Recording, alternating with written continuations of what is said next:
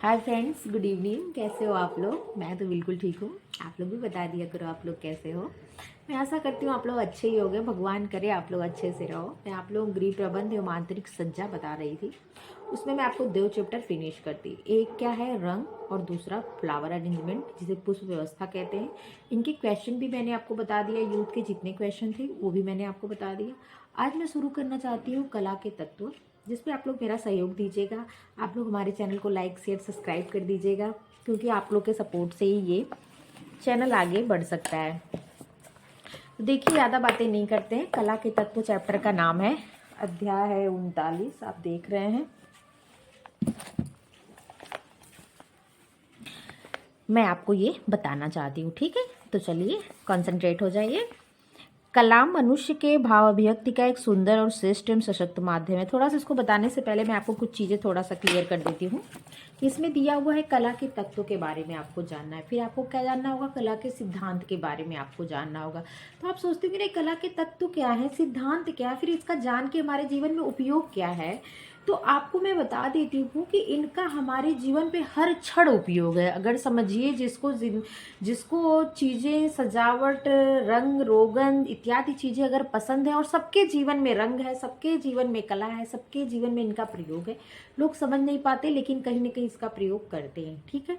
कला आप समझ ही रहे होंगे। कला क्या? एक सजीवता है। कला एक जीने का माध्यम है। आप कहते हैं ना, प्रसार शिक्षा क्या है? कला और विज्ञान दोनों है। तो कला क्या है? हमारी जिंदगी का एक अंश है। जैसे हम खाना परोसते हैं किसी को, तो एक अच्छे से सोचते हैं कितना सजा के दे, कितने ढंग से दे कि जो सामने वाले की भूख और बढ़ जाए। तो आपकी क्या होती, आप अगर वो चीज़ वैसे प्रेजेंट करते हो किसी के सामने, आपको आत्मसंतुष्टि मिलती है और सामने वाले की भूख बढ़ जाती है। वो मन से खाना खाता है, उसे देख के आपको अच्छा लगता है, खाने में रुचि लेता है, आपकी तारीफ करता है, आपकी कला, आपकी योग्यता की तारीफ करता है। कहते हैं बड़ी, इनके अंदर बड़ी कला है, या चीज़ों को अच्छे से करती हैं, देती हैं। तो क्या करती हैं? देती हैं कला के सिद्धांत और कला के तत्वों का प्रयोग करती हैं, और कुछ नहीं करते हैं, ठीक है? अब आप आता है नंबर, कला के तत्व क्या है। तो कला के तत्व क्या है? रेखा, आकार, नमूना। कुछ स्पेसिफिक शब्द हैं जो इसके लिए उपयोग किया जाता है, वो 7 शब्द हैं। एक रेखा, आकार, नमूना, बनावट, खाली स्थान, प्रकाश और रंग। 7 होते हैं जो मैंने आपको बता दिया, ठीक है? अब रंग सबके जीवन में, रेखा सबके जीवन में है कि नहीं है? आपकी जिंदगी में हो गया, आप समझते हो, एक बिंदु से दूसरी बिंदु को मिला दो तो रेखा होती है। रेखा क्या है? जैसे आपका बेड है, आपका सोफा है, ये सब चीज क्या है? एक आकार दिया गया है ना, रेखाओं को मिला के ही आकार दिया गया है। हाँ, बस ये कि समान है, पदार्थ कह सकते हो, ठीक है? आप किसी भी कला का जैसे उपयोग करके अपने घर को सुंदर और कलाओं से भरपूर बनाते हो। चलिए, इतनी चीज़ें मैंने आपको समझा दिया कि कला क्या है, इनका उपयोग तत्व क्या है। आप समझ गए। तत्वों के बारे में बता दें, 7 तत्व है, वही इंपॉर्टेंट भी है। तो चलिए स्टार्ट करते। कला मनुष्य की भावाभिव्यक्ति का सुंदर मतलब अपने आप को प्रेजेंट करने का, एक्सप्रेसनेस करने का क्या है? ये एक आपके भाव को अभिव्यक्त करने का, भावाभिव्यक्ति, भाव और अभिव्यक्त दो, इसका संधि विच्छेद होता है। तो अपने भाव को प्रकट करने का, अपने मन के भावनाओं को बताने का एक सबसे सुंदर और श्रेष्ठ माध्यम है, ठीक है? कला के बिना तो मानव जीवन की प्रगति एवं विकास की संभावना ही शून्य हो जाती है। कला ही व्यक्ति के जीवन में ऊर्जा, ऊष्मा का संचार भरता है, जिससे पुष्पित पल्लवित होकर व्यक्ति प्रगति के पथ पर अग्रसर होकर अपने लक्ष्य और उद्देश्यों की प्राप्ति करता है। अब जैसे मैं ये बुक पढ़ रही हूँ, तो मेरा पढ़ने का एक तरीका होगा। तो वो तरीका क्या है? वो मेरे पढ़ने की एक कला है, ठीक है? मैं समझाती हूँ, अगर किसी को समझ में आता है तो कहते होंगे मैम बहुत बढ़िया समझाती है, तो वो मेरे समझाने की कला है। किसी को नहीं समझ में आता होगा तो कहता होगा बढ़िया नहीं बताती, तो मेरे न समझाने की कला है, ठीक है? तो आप समझ गए होंगे कि सबके अंदर विद्यमान है, ठीक है? वही चीज़ है कि मतलब इसकी थोड़ी सी एक्सप्लेन किया गया है। इसको जहाँ इंपॉर्टेंट है वो चीज़ देखते हैं। मनुष्य ने भी कला का ज्ञान प्रकृति से ही सीखा है। प्रकृति की हर एक रचना में क्या है? कला है। एक उदाहरण के द्वारा इसे समझा जा सकता है। गुड़हल अथवा गुलाब के एक पौधे को ध्यान से देखें, इसकी जड़, तना, पत्तियां, डंठल, फल, फूल, पत्तियां, कलियां, इन सभी में एकता है। एकता होती है ना, और एकता क्या है? सिद्धांत है। हार्मनी क्या है? कला के सिद्धांत है। अगर जैसे कोई लड़की बहुत सुंदर है, बहुत खूबसूरत, उसकी आंखें नीली नीली, बाल खूब लंबे, उसकी लंबाई 10 फीट है, तो क्या वो सुंदर लगेगा? क्यों नहीं? क्योंकि बैलेंस बिगड़ गया। जो एक अनुपात होना चाहिए ना लंबाई का, वो क्या हुआ? बिगड़ गया, तो वो सुंदर नहीं लग रही है। तो यही चीज है, चीजों में एकता होनी चाहिए, संतुलन होनी चाहिए, अनुपात होना चाहिए, अनुरूपता होनी चाहिए, ठीक है? एक रंग होना चाहिए, ठीक है? चीजें समझ रहे हैं आप? तो यही क्या है? कला के तत्व है। यही आगे क्या है? कला का सिद्धांत एक चैप्टर आएगा। तो लिखा हुआ है कि संतुलन है, अनुपात है, दबाव है और रंगों का अनोखा समंजन है। ये पौधे कला के जीवंत उदाहरण है। सजीव हो या निर्जीव, प्रकृति की हर एक चीज में कला है। मनुष्य स्वयं प्रकृति की एक अनमोल कलाकृति है। हम भी प्राकृतिक ही हैं, हमें भी प्रकृति ने बनाया ही है। ठीक है, हमारा जन्म, मानव का जन्म क्या है? पृथ्वी एक ऐसा ग्रह जिसपे मानव है, जिसपे मनुष्य है, जिसपे जीवन है, तो ये भी तो एक कला ही है। मानव के भावों की सहज अभिव्यक्ति का नाम कला है। मानव के भावों की सहज अभिव्यक्ति मतलब जो मानव के जो भाव है उनको अभिव्यक्त करने का माध्यम क्या है या नाम क्या है? कला है। जैसे लोग होता है ना, कहते हैं ना कि ये बहुत क्या बोलते हैं, जैसे इनके अंदर बहुत ही किसी चीज को मतलब कला कह सकते हैं, और मुझे शब्द अभी तुरंत नहीं याद आ रहा कि मतलब कह सकते हैं कि जैसे इनके अंदर बड़ी कलाकृतियां हैं। जैसे लोग कोई डिब्बा लिए, पुराना फटा डिब्बा लिए, उसको खूब सुंदर से कला उसमें बना देते हैं चीजें। जैसे मैं खुद बना देती हूँ, किसी दिन आपको डाल के दिखाऊंगी। जैसे तेल के कंटेनर पे कुछ बना देती हूँ, और जैसे जो कोल्ड ड्रिंक होता है उसको काट के कुछ फ्लावर्स वगैरह लगा देती हूँ। कोई चीजें मैं फेंकती नहीं। क्या है? क्योंकि मुझे क्या होता है, उस चीजों में कुछ ना कुछ दिखता है तो मैं उन चीजों का उपयोग कर लेती हूँ।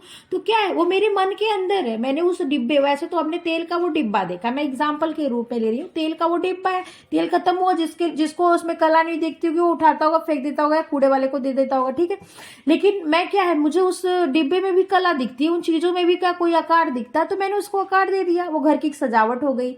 ठीक है, तो वही चीज है कि आपके मन क्या, आपके अंदर की अभिव्यक्त आपको प्रकट करने का एक माध्यम है। क्या? कला। ठीक है, उसी का नाम ही कला है। वस्तुतः कला व्यक्ति के विचारों, भावों का इस ढंग से अभिव्यक्तिकरण है। मतलब प्रकट करने का मतलब अभिव्यक्त करने का, अपने आप को मतलब दिखाने का, मतलब होता है ना किसी को दिखाने का अपने आप को, किया उसे सुख, आनंद, हर्ष, उल्लास एवं संतुष्टि प्रदान करता है। जिसको जिस चीज में निपुणता है, जिस कला में जिसको निपुण है, उस कला को करके उस इंसान को क्या होता है? संतोष की प्राप्ति होती है। और ये सही बात है। अगर मैं कोई चैप्टर आपको बता देती हूँ ना, और कोई एक कमेंट भी आता है कि मैम आपने बहुत अच्छा बताया, तो मुझे इतना सेटिस्फेक्शन मिलता है कि मैं बता नहीं सकती उस चीज को।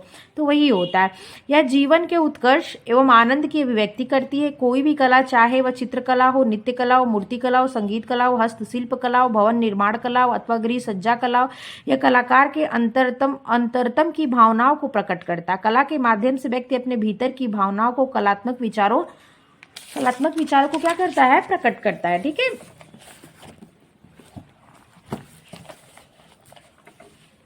अभिव्यक्त करता है, जिससे उसे मानसिक संतुष्टि एवं तृप्ति मिलती है। हृदय गदगद एवं मन प्रसन्न हो जाता है। सामान्य बोलचाल की भाषा में कला को निम्न प्रकार से परिभाषित किया जाता है: जब किसी भी दक्षता या स्किल का उपयोग सौंदर्य एवं आकर्षण उत्पन्न करने के लिए किया जाता है तो उसे क्या कहते हैं? कला कहते हैं। जैसे संगीत की कला। संगीत क्या है? स्वर क्या है? आपके अंदर ही है ना। आपने उसको क्या किया? आपने उसके ध्वनियों के माध्यम से उसको सारे गमा प कह सकते हैं, जो ये है एक ध्वनि के जो मूल मंत्र है, उसके माध्यम से आप क्या करते थे? उसको एक संगीत के माध्यम से प्रस्तुत कर दिए, अपने भावों को बता दिए। लोग गाने बताते, कहते हैं कि इमोशनल सॉन्ग है, रोमांटिक सॉन्ग है, तो क्या है वो अपने मन का भाव है। कहते हैं ना, ये रोमांटिक सॉन्ग ज्यादा गाते हैं, ये ऐसी चीजें ज्यादा करते हैं, तो वो उनके अंदर की कला है। वो भाव एक अभिव्यक्त के माध्यम से, उनका अभिव्यक्ति करने का क्या तरीका है? तो वो गाना, उस गाने के माध्यम से उन्होंने क्या किया? उस चीज को अभिव्यक्त कर दिया। ठीक है, संक्षेप में कोई भी कार्य जिसमें सुंदरता का भाव जागृत हो तथा जिससे संपन्न होने में दक्षता एवं सृजनात्मकता की आवश्यकता हो, तो वह कला कहलाती है। आप समझ गए होंगे कला क्या है।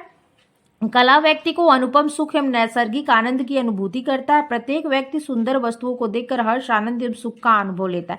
ये सब चीजें वैसे मतलब लिखी हुई हैं, इसमें इंपॉर्टेंट कुछ नहीं, इसलिए मैं जो इंपॉर्टेंट है वहां पे आपको बताती हूँ। गृह सज्जा में कला के तत्वों एवं सिद्धांतों का महत्वपूर्ण स्थान है। किसमें? गृह सज्जा में। आप पढ़ क्या रहे? होम मैनेजमेंट पढ़ रहे हैं। ठीक है, और उसमें भी कौन सा टॉपिक पढ़ रहे हैं? तो आंतरिक सज्जा पढ़ रहे हैं।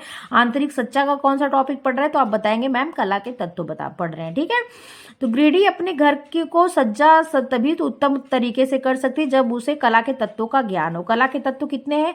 कला के तत्व निम्नलिखित है। पहला रेखा, जिसे लाइन कहते हैं। दूसरा आकार, जिसे शेप कहते हैं। जब एक बिंदु दो बिंदु के बीच में बहाव होता है, वही रेखा हो जाती है। और रेखा कहीं ना कहीं रुकेगी, तो ये दो बिंदुओं के बीच में बहाव होता है, या जो दो बिंदु एक दूसरे से मिलते हैं उन्हीं को रेखा नाम दे देते हैं। आकार जिसे शेप कहते हैं, नमूना पैटर्न जिसे डिजाइन भी कहते हैं, बनावट टेक्सचर पोज जैसे खुरदुरा होता है, बहुत सॉफ्ट दिख रहा है, ये कपड़ा बड़ा सॉफ्ट लग रहा है। देखे थे ये फ्लावर, देखो जैसे कहते हैं ना गुलाब की पंखुड़ियां बड़ी सॉफ्ट लगती हैं, तो क्या ये पोत है, ये टेक्सचर है। और आपको मैंने पीछे बताया भी था ना, जैसे गुलाब की पंखुड़ियां जिस फ्लावर्स के क्या हो पंखुड़ियां बहुत सॉफ्ट है, जो फूल देखने में सॉफ्ट होते हैं, उनके लिए जो पॉट्स का उपयोग करते, जो वॉश जो कह सकते जो फूलदान का उपयोग करते हैं वे सॉफ्ट ही होना चाहिए। उसके लिए कांच का, शीशे का फूलदान यूज करना चाहिए। सब चीजें मैंने आपको पीछे बता दी हूँ, मैं रिमाइंड कर देती हूँ, रिवाइज रहेगा, इंपॉर्टेंट चीज है।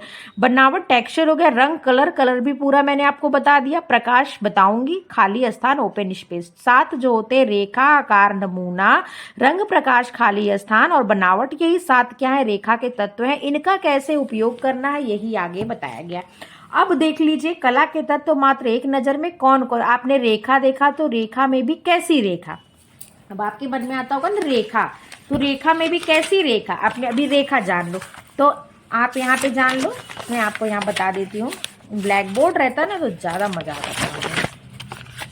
रेखा, तो रेखा कैसी, लंबवत रेखा, इसे क्या कहते हैं, खड़ी रेखा भी कहते हैं, समतल रेखा या आड़ी रेखा, तिरछी रेखा, ठीक, वक्र रेखा, ठीक है, वक्र को कर्व भी कहते हैं, आप समझ गए। सीधी रेखा जिसे क्या कहते हैं, खड़ी रेखा। समतल रेखा जो लेटी रेखा होती है, विश्राम का, आराम का, इस चीज का ये आपको हमको जैसे एक फील देती है। और जो खड़ी रेखा होती है किसका फील देती है, चलने का फील देती है, प्रगतिशील होने का फील देती है, उत्साह का फीलिंग कराती है, ये वाली रेखा, ठीक है। ये क्या होती है, बहुत सॉफ्ट मानते हैं इसको, जो कर्व होती है। ये क्या है, तिरछी रेखा है, ठीक है। ये कैसी है, तिरछी रेखा है, चीज को आप ध्यान रखना। हमने आपको चारों रेखाएं बता दी, लंबवत या खड़ी रेखा, समतल या आड़ी रेखा, तिरछी रेखा और कौन सी रेखा, वक्र रेखा। रेखा 4, ठीक। रेखा के बाद क्या था, आकार। रेखाएं मिलकर ही आकार का निर्माण करती हैं, एक चीज का ध्यान रखना, मैं समझा देती हूँ। एक खड़ी, दो खड़ी, दो खड़ी, दो पड़ी, दो पड़ी, समान रेखाओं के मिलने से क्या बन जाता है, तो आप बोलेंगी मैम चतुर्भुज का निर्माण हो जाता। एक खड़ी रेखा, एक खड़ी रेखा, एक पड़ी रेखा, एक पड़ी रेखा, तो दो पड़ी, दो खड़ी और समान, क्या बन गया, चतुर्भुज। अब आप तो एक रेखा का बिंदु यहाँ, दूसरे रेखा का बिंदु यहाँ, तो जब एक बिंदु से दूसरे बिंदु के बीच बहाव होता है तो रेखा क्या बनता है, रेखा। जब रेखाओं के मिलाने से आकार बनता है तो क्या बोलते हैं उसे, आकार। जो नमूना बनता है उसे क्या बोलते हैं, तो बोलते हैं आकार। अब आप देख लीजिए आयत कैसे बनता है, तो आप बोलेंगे एक खड़ी, दो पड़ी, लेकिन असमांतर रेखाओं के मिलने से क्या बनता है, आयत। ये चीजें आपने ध्यान रखना है, ठीक है। इस पे क्वेश्चन आए हुए एग्जाम में, तो देखिए आकार कैसा बनेगा, तो वर्गाकार। वर्गाकार कैसे बनेगा आपको मैं बता देती हूँ। वर्गाकार लिखा ना, तो वर्ग कैसे बनता है, 4 समांतर रेखाओं के मिलने से क्या होता है, वर्ग बनता है। जो आमने सामने नहीं, चारों रेखाएं समान होती हैं। आयत कैसे बनता है, आमने सामने की रेखाएं समान होती है, दो खड़ी, दो पड़ी, और क्या होता है, आमने सामने की रेखाएं समान होती है, तो ये बन गया आयत। ये क्या बन गया, वर्ग। ये सब चीजें आप ध्यान रखना, इसीलिए मैं कॉपी पे इसको समझा रही हूँ, एग्जाम में क्वेश्चन आए बच्चे। त्रिभुजाकार कैसे होता है, एक तिरछी, एक खड़ी, एक पड़ी, 3 रेखाओं का प्रयोग होता है। आप इसको ये भी कह सकते हो कि दो तिरछी, एक पड़ी, ठीक है। दो तिरछी एक पड़ी रेखा के मिलने से किसका निर्माण होता है, तो त्रिभुज का निर्माण होता है। देखो मैं ये चीज ज्यादा क्लियर कर दे रही हूँ, और ऐसे ही क्वेश्चन आया, एक खड़ी एक पड़ी ऐसे करके क्वेश्चन आया, तो देखिए दो तिरछी और एक पड़ी रेखाओं के मिलने से क्या होता है, तो त्रिभुज का निर्माण होता है। और आप इसको भी ऐसे भी कर सकते हैं, एक खड़ी एक पड़ी एक सीधी रेखा के मिलने से भी त्रिभुज का निर्माण होता है, ठीक है। वृत्ताकार कैसा होता है, जब दो कर्व एक बिंदु से शुरू होकर, जब क्या होता है, जब दो ये वक्र रेखाएं आपस में मिल जाती, जब दो ये एक वक्र रेखा होती है, एक ये वक्र रेखा, तो जब दो वक्र रेखाएं आपस में मिल जाती तो किसका निर्माण हो जाता है, तो वृत्त का निर्माण हो जाता है, ठीक है। पंचभुज, जब 5 रेखाओं का यहाँ एक बिंदु बिंदु के बीच में बहाव हुआ तो रेखा बन गई। फिर एक बिंदु यहाँ से दूसरी बिंदु के बीच बहाव हुआ, तो इसमें क्या होता है, पंचभुज 1 2 3 4 5, मतलब ये क्या होता है, 5 होता है, 1 2 पेंटागन 1 2 3 4, एक रेखा, दो रेखा, तीन रेखा, चार रेखा और पांच रेखा बन रही है ना। पांच रेखा ये पंचभुज हो गया। यहाँ पे देखो एक कोण यहाँ बनेगा, एक कोण यहाँ बनेगा, एक कोण यहाँ बनेगा, एक कोण यहाँ बनेगा, एक कोण यहाँ बनेगा, तो क्या बन गया? पंचभुज हो गया। नेक्स्ट आता है षटभुज। यहीं पे एक और बढ़ा देंगे, जैसे एक रेखा, दो रेखा, तीन रेखा, चार रेखा, पांच रेखा, छह। बेंजीन जो होता है ना केमिस्ट्री में, जो बेंजीन उसकी लाइफ जो साइकिल बनती है वो क्या होती है? वो ऐसे इससे वो षटभुज होता है। क्या होगा? षटभुज। देखो यहाँ से यहाँ एक कोण बन रहा है, यहाँ से यहाँ दो कोण बन रहा है, तीन, चार, पांच और छह। आप समझ गए? रेखाओं के मिलने से क्या बना? आपका आकार बना। वो भी कैसे बना वो भी मैंने बता दिया कैसे कैसे बना। ठीक, अब नंबर आता है नमूने का। नमूने का मतलब क्या होता है? डिजाइन, इसी को कहते हैं नमूना। प्राकृतिक होता है जिसमें पहाड़, नदियां, झील, पक्षी, सूर्य, ये सब होते हैं। भावात्मक क्या होता है? जो आपके अंदर की भावना को जो आप प्रकट करते हैं। बहुत सारे पेंटर्स या बहुत आर्ट कलाकार होते हैं अपनी भावनाओं को प्रकट करते हैं, तो क्या होती है? भावात्मक। ज्यामिति क्या होता है? यही ज्यामिति है। जब ये रेखाओं को मिला करके जो ये रूप दे रहे हैं ना, ये सब ज्यामिति हो गया है। ठीक है, तो ज्यामिति नमूना हो गया। और मिश्रित शैली, जिसमें क्या होता है? प्राकृतिक, भावात्मक, ज्यामिति सब मिश्रित कर देते हैं, वो क्या होती है? मिश्रित शैली का नमूना हो जाता है। समझ में आया नमूना क्या होता है? अब नेक्स्ट नंबर आता है चौथे नंबर का बनावट। और आपको अब ये तो आप समझ रहे हो, पर ये समझ क्या रहे हो? ये कला के 7 तत्व हैं, इस चीज को याद कर लेना। रेखा, आकार, नमूना, बनावट, रंग, प्रकाश, खाली स्थान, ये 7 इसके क्या होते हैं? ये कला के तत्व हैं, और इनके ये टाइप मैं आपको बता रही हूँ। ठीक है, नेक्स्ट आता है बनावट। मैंने आपको बताया बनावट कैसी, मतलब सतह। जैसे आपको मैं अच्छे से ज्यादा अच्छे से समझा दे रही हूँ, कभी भूलना मत। ये क्या है? सतह है। देख के कैसी लग रही? खुरदरी। ये बनावट है। ये क्या है? ये कॉपी के एक पीछे वाले पेज की ये बनावट है। ये सतह जिसको कहते हैं टेक्सचर। ये कैसा है? खुरदुरा लग रहा है, देख के लग रहा है ना। वहीं देखो इधर आ जाओ, ये कैसा लग रहा है? चिकना लग रहा है, लग रहा है ना। एक चीज यहाँ से और ध्यान दे लेना, इसी पे रंग है। जो खुरदुरी जो टेक्सचर होते हैं, बनावट होती है, रंग को अवशोषित करती है। जो चिकनी होती है वो परावर्तित करती है, मतलब चमक, रिफ्लेक्ट लेके बाहर आती है। ठीक है, इस चीज को ध्यान देना। तो ये बनावट क्या होती है? सतह। कौन सी सतह? खुरदुरी है। कौन सी सतह? मतलब किसी को चीज को छू के जिस चीज को आप आभास करते हैं कि ये चीज क्या है? चिकनी है। ये चीज कैसी है? खुरदुरी है। ये चीज कैसी है? बालू टाइप का लग रहा है। ऐसे ऐसे करते हैं ना, चीजें को पता लगाते हैं, वही चीज है। कोमल, बहुत सॉफ्ट, कुरकुरा, खुरदुरा, चिकना, रोएदार, छिद्रदार, रवादार, दानेदार, बालू, नुकीला, स्पंजी, चट्टानी। मैं आपको चीजें समझा दी। जिस चीज की सतह छूने पे जो ये हमको एक आभास देती है, वही क्या होती है? पोत होती है। बनावट भी कहता है, टेक्सचर भी कहता है। ठीक है, नेक्स्ट आता है रंग। रंग मैंने आपको बहुत अच्छे से बता दिया था कि रंग कैसे होते हैं। रंग के बारे में मैंने आपको बता दिया था, वीडियो रुक गई थी। तो रंग के बारे में मैंने आपको बता दी थी। रंग क्या होते हैं? ठंडे रंग होते हैं, गर्म होते हैं। जो प्रांग साइकिल, जो प्रांग कलर चार्ट होता है, उसमें जो रंग क्या होते हैं? जो रंग बाएं साइड होते हैं वो रंग क्या होते हैं? गर्म होते हैं। जो रंग दाहिने साइड होते हैं वो रंग क्या होते हैं? ठंडे होते हैं। इस चीज को ना आप ध्यान देना। ठीक है, तो जो कलर व्हील होती है, इसमें जो इधर के रंग होते हैं वो ठंडे होते हैं, इधर के रंग जो होते हैं वो गर्म रंग होते हैं। रंग प्राकृतिक रंग कौन से होते हैं? रंग केमिस्ट्री, मतलब कह सकते हैं कि रसायन के आधार पर रंगों का, तो उसके लिए मैंने आपको एक P4C करके एक ट्रिक बताई थी। ठीक है, आप पिछली वीडियो देख लेना, आपको चीजें क्लियर हो जाएंगी। जो लोग नहीं देखे होंगे, फर्स्ट टाइम देख रहे होंगे, तो वो चीज मैंने आपको बताई थी। कौन से रंग कैसे बनते हैं, किन रंगों के मिलने से किस रंग का निर्माण होता है, प्रथम रंग क्या होता है, द्वितीय रंग क्या होता है, मध्यवर्ती, तृतीय, चतुर्थ, ये सब चीजें मैंने आपको क्लियर कर दी थी। किसने दिया था? तो प्रांग सर ने वर्गीकरण किया था। प्रांग सर ने डायमेंशन के आधार पर क्या किया था? तो ह्यू, क्रोमा, वैल्यू और क्रोमा बताया था, जिसमें उन्होंने तीव्रता को, मंदता को, रंग को ह्यू कहते हैं, ये सब चीजें बताया था मैंने। रंग बहुत अच्छे से आपको क्लियर किया, आपको चीजें क्लियर हो जाएंगी। नेक्स्ट आता है प्रकाश। तो प्रकाश दो तरह से प्राप्त होता है, एक प्राकृतिक और कृत्रिम। प्राकृतिक स्रोत बात एक क्या है? सूर्य है, जिसे सन कहते हैं।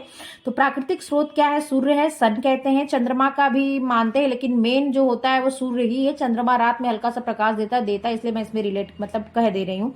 आता है कृत्रिम। कृत्रिम में बल्ब है, उसमें भी अलग अलग तरीके के बल्ब का प्रयोग किया जाता है। अलग अलग जगह के लिए, अलग अलग स्थानों के लिए अलग अलग बल्ब का प्रयोग किया जाता है, अलग अलग प्रकाश की व्यवस्था की जाती है। सब चीजें मैं सारा एक्सप्लेन करके बताऊंगी।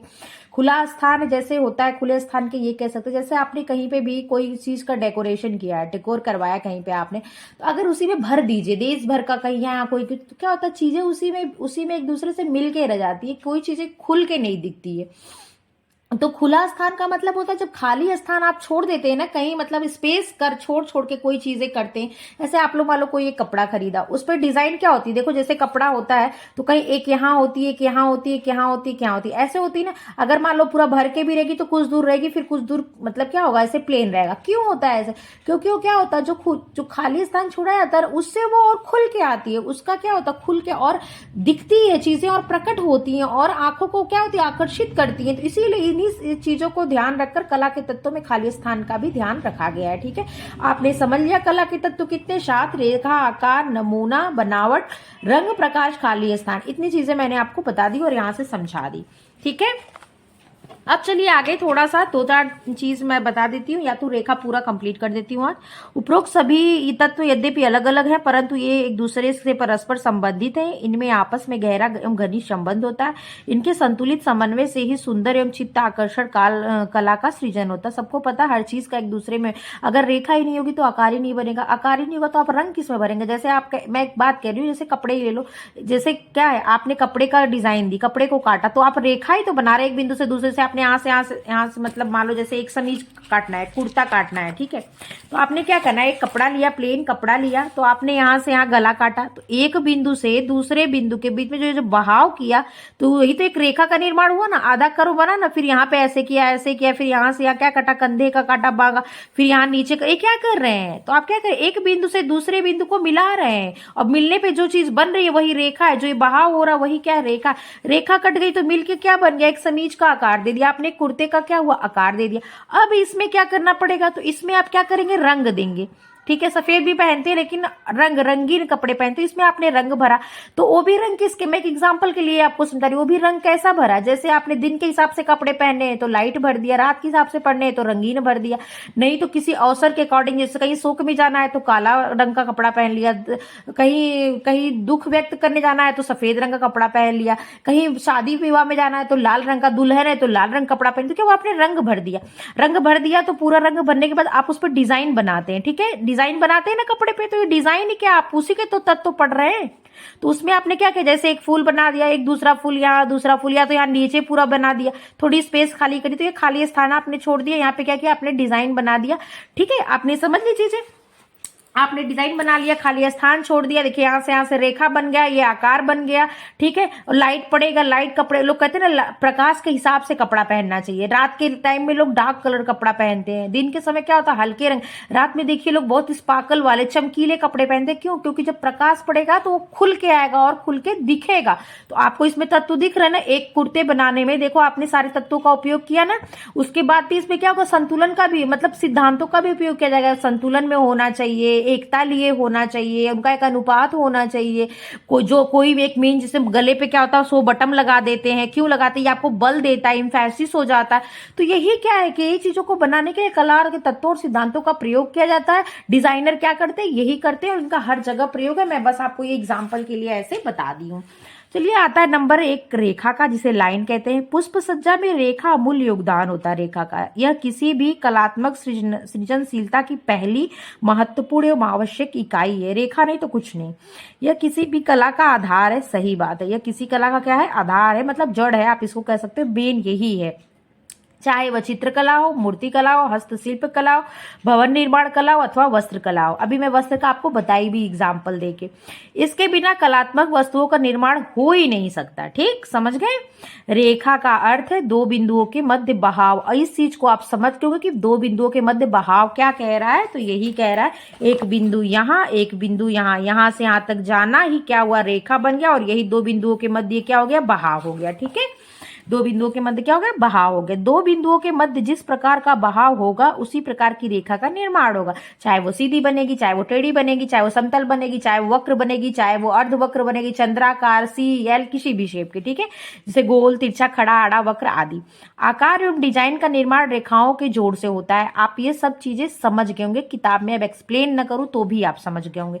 गृह सज्जा में रेखाओं से तात्पर्य यह नहीं कि कमरों में दीवारों पर या फर्श पर खड़ी, आड़ी, तिरछी, गोल या वक्र वक्र रेखाएं खींच दी जाएं, अपितु इसका अर्थ यह होता है कि वस्तुओं को कक्ष में इस तरह से खड़ी, आड़ी, वक्र, तिरछी या समतल रूप में रखे जाएं जिससे ये देखने में सुंदर लगे तथा दर्शक के मन को आनंदित एवं आह्लादित करे। ठीक, बैलेंस होना चाहिए। क्या कला के सिद्धांतों का भी प्रयोग होता है, मतलब वही क्या, बैलेंस होना चाहिए।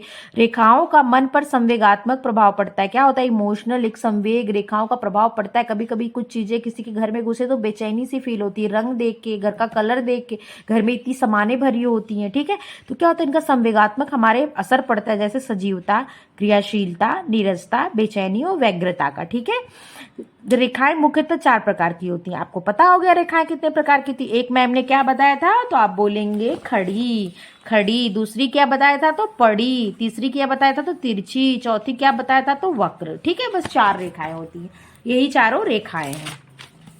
पहली क्या हो गई, खड़ी, जिसे क्या कहते हैं, लंबवत रेखा, इंग्लिश में क्या कहते हैं, वर्टिकल लाइन कहते हैं। ठीक है, ये रेखाएं खड़ी होती हैं, इनसे लंबाई का आभास होता है। ये रेखाएं मस्तिष्क में सजीवता, क्रियाशीलता, जोश एवं उत्साह का भाव पैदा करती हैं। क्या होती हैं ये रेखाएं, क्या होती हैं, तो आप बोलेंगे मैम खड़ी होती हैं। खड़ी होती है तो लंबेपन का एहसास देती हैं, मस्तिष्क में कैसे सजीवता का भाव देती हैं, क्रियाशीलता का, एक्टिव रहने का, जोश का और उत्साह का भाव देती हैं। समझ गए, जैसे पर्दा हो गया, बेडशीट हो गई, क्या होती, लंबवत रेखा का उपयोग किया जाता। किस में किया जाता, तो पर्दे में और बेडशीट में लंबवत रेखा का उपयोग किया जाता है। नेक्स्ट आता है पड़ी, आड़ी या समतल, या इंग्लिश में हॉरिजॉन्टल लाइन। पड़ी, आड़ी, समतल और क्या, या हॉरिजॉन्टल लाइन। ठीक है, हॉरिजॉन्टल लाइन, इस चीजें आप समझ गए होंगे। ये क्या करती है, लेटी है, ऑलरेडी लेटी है, तो जो लेटने से जैसा फील होता है वैसे इन रेखाओं से फील होगा। समतल पड़ी रेखा विश्राम, स्थिरता, निष्क्रियता का भाव देती है। मैंने कह दिया ना, ये लेटी है, लेटी है तो ये क्या है, विश्राम में है। जब लेटी है तो निष्क्रिय है। आप जब सोए रहते तो एक्टिव थोड़े रहते हैं, इनएक्टिव हो जाते हैं, स्थिर हो जाते हैं, तो उन्हीं सबों का ये क्या करती है, भाव देती है। ठीक है, इस रेखा में चौड़ाई का आभास होता है। हाँ, जितनी लंबी, अगर जैसे मैंने एक लंबी रेखा उसी लंबाई का खींचा, अगर 2 इंच का, और उसी लंबाई का मैंने चौड़ी रेखा खींच दी, तो आपको ये लंबी वाले ना, ये खड़ी रेखा लंबी का आभास करेंगे, और जो लेटी रेखा है कैसा, क्या करते हैं, ये जैसे ऐसे से अगर इसमें जो डिजाइन बनी है तो ये जो है आपको चौड़ाई का आभास कराएगी। इसीलिए कहते हैं कि जैसे जो हेल्दी लोग होते हैं ना, उनको ऐसे जैसे हॉरिजॉन्टल लाइन के कपड़े नहीं पहनने चाहिए, वो और मोटे लगेंगे। जो लोग जिनकी हाइट कम रहती है उनको कैसे लंबे लंबे, ये लंबी वर्टिकल लाइन के कपड़े पहनने चाहिए, वो लंबे लगेंगे। जो मोटे होते हैं उनके ऐसे कपड़े नहीं पहनने चाहिए। ठीक, पर ऐसे कपड़े किसको, पतले लोगों को पहनना चाहिए, थोड़े और चौड़े दिखेंगे। समतल पड़ी रेखा विश्राम, स्थिरता, निष्क्रियता का भाव मस्तिष्क में उत्पन्न करती है। इस रेखा से चौड़ाई में वृद्धि का आभास होता है। देखिए वही चीज यहाँ पे लिखा हुआ है। इसका उपयोग मुख्यतः बेडशीट, किताबों के शेल्फ, बेड कवर, परिधान के वस्त्र आदि तैयार किए जाते हैं। ये मन को शांति एवं स्फूर्ति प्रदान करने वाली होती है। आप समझ गए होंगे।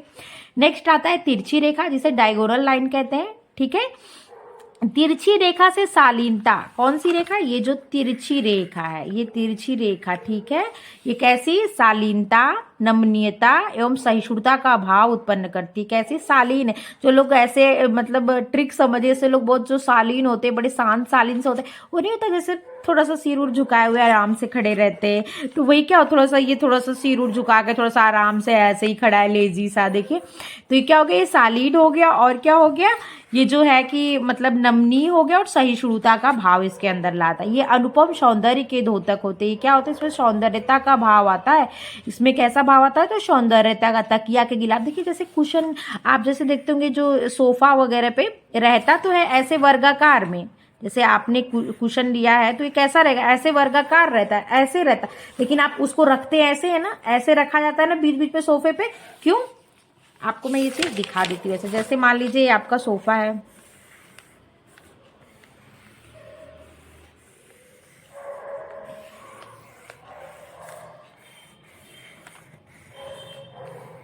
ये मान लीजिए आपका सोफा है। ठीक है, सोफा है ये आपका, तो इस पे जो है आपने कुशन रखना ना, ऐसे ऐसे ऐसे ऐसे लोग रखते कि नहीं रखते हैं, ऐसे ऐसे करके। क्यों, क्योंकि सुंदर लगे, ये सुंदरता का भाव लाता है, सहिष्णु होता है, नमनीय होता है। ठीक है, ये चीज इससे भाव आता है, बस आप इतना सा जान लेना। तकिया के गिलाफ, बेडशीट, कुशन कवर, गद्दियां, पर्दे, मेजपोश आदि में इसका उपयोग किया जाता है। कुशन को तिरछा करके, देखिए वही बात जो मैं भी बताई हूँ, कुशन को तिरछा करके भी तिरछी रेखा होने का भाव उत्पन्न किया जाता है। आजकल तिरछी रेखा का उपयोग सभी प्रकार के सजावटी वस्तुओं के निर्माण में होने लगा है। ठीक, नेक्स्ट आता है वक्र रेखा, जिसे कर्व लाइन कहते हैं। तो वक्र रेखा आप समझ रहे होंगे बच्चे, मैं यहाँ पे एक बार आपको बता चुकी हूँ। ये है वक्र रेखा, इसे ही क्या कहते हैं, वक्र रेखा कहते हैं। ठीक है, ये दो वक्र रेखा मिलकर किसका, वृत्त का निर्माण करती हैं। तो आप देख लीजिए, वक्र रेखाएं प्रसन्नता, खुशी, आनंद, शालीनता, सौंदर्य एवं समृद्धि के भाव को प्रकट करती हैं। किसके किसके भाव को, तो प्रसन्नता, खुशी, मतलब जो मन को हमारे हर तरफ से अच्छा फील कराए, उसी से शब्दों को जोड़ लीजिए। प्रसन्नता, खुशी, आनंद, शालीनता, सौंदर्य एवं समृद्धि के भाव कौन करती हैं, तो वक्र रेखाएं। ठीक है, इसमें एक नया है समृद्धि, तो इस चीज को थोड़ा ध्यान दीजिएगा, समृद्धि का भी भाव कराती हैं। गृह सज्जा में इसका उपयोग दरवाजे एवं खिड़कियों में किया जाता है, ये इंपॉर्टेंट है, ध्यान रखना। वक्र रेखा का उपयोग कहाँ ज्यादा किया जाता है गृह सज्जा में, तो आप बोलेंगे मैम दरवाजों पे और खिड़कियों पे इनका प्रयोग किया जाता है। आपने देखा होगा घर के ऊपर जैसे आपकी खिड़की होती है, जैसे मान लीजिए घर की खिड़की है, ठीक है, इधर से ना मैं ये रिकॉर्डिंग करती हूँ, इसलिए जब हल्का सा भी मेरा हाथ इधर उधर हिलता है तो ये वीडियो क्या हो जाता है, हिल जाती है। इसलिए मुझे बहुत ध्यान से, इसलिए मैं लिख नहीं पाती, वरना आप लोग को बहुत सारे टेस्ट वगैरह करा देती, लेकिन मैं लिख नहीं बहुत ज़्यादा पाती हूँ। इधर से भी मुझे वो मंगवाना है रिकॉर्डिंग वाला।